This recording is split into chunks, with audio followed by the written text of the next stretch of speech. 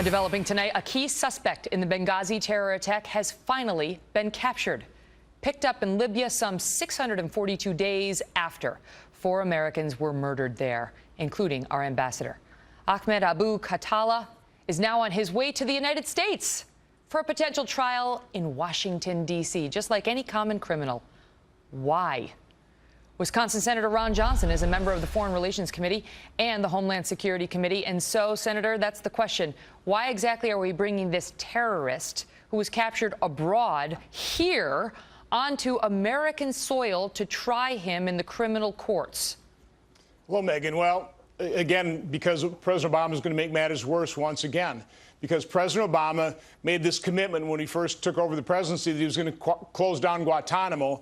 And so now we don't have a place to detain these high-value terrorists. That we really should be doing is getting intelligence from them. You know, we are under severe threat of Islamic terrorism. That's a sad and unfortunate fact.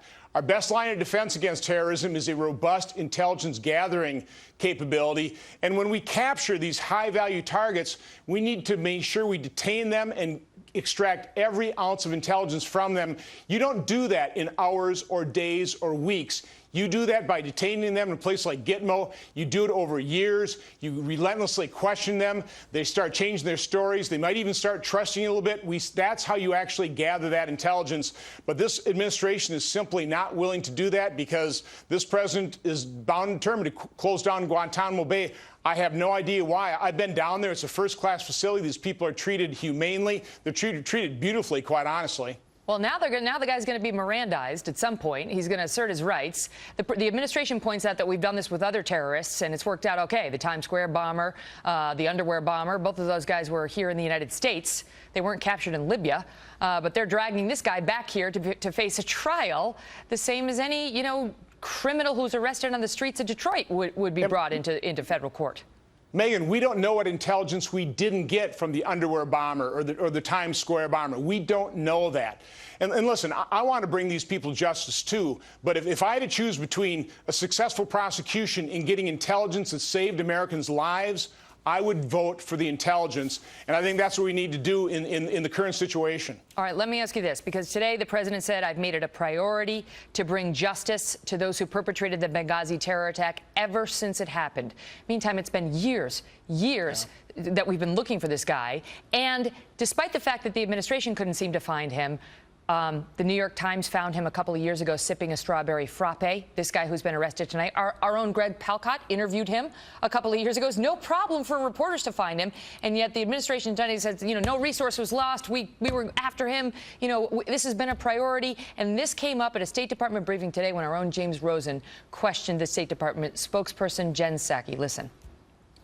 You stated, I'm paraphrasing but faithfully, that we should not be surprised that a suspected terrorist might more readily agree to show up for an interview with a reporter than he or she would for a scheduled meeting with the U.S. Special Forces.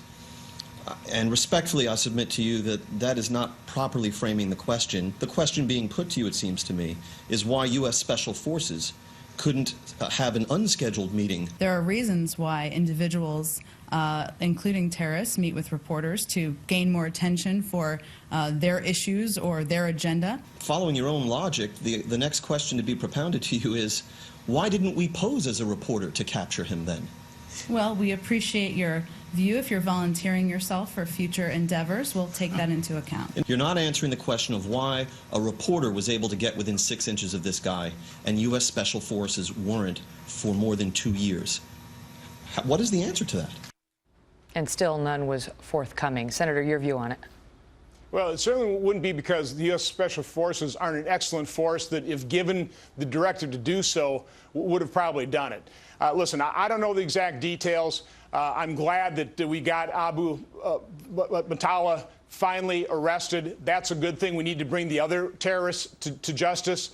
We also need to hold members of the administration, the State Department, accountable for their dereliction of duty in not securing the consulate. But do you believe it was a priority? That's really what Rosen was going for, and what my question is to you. Do you believe, as the president claimed, that this was a priority?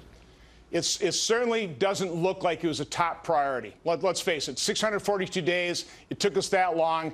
But again, I don't know the details. I can't make that accusation. What I can tell you, what is not a priority of this administration is holding members of his administration accountable for their dereliction of duty. That's the other thing that needs to be done in terms of holding people accountable.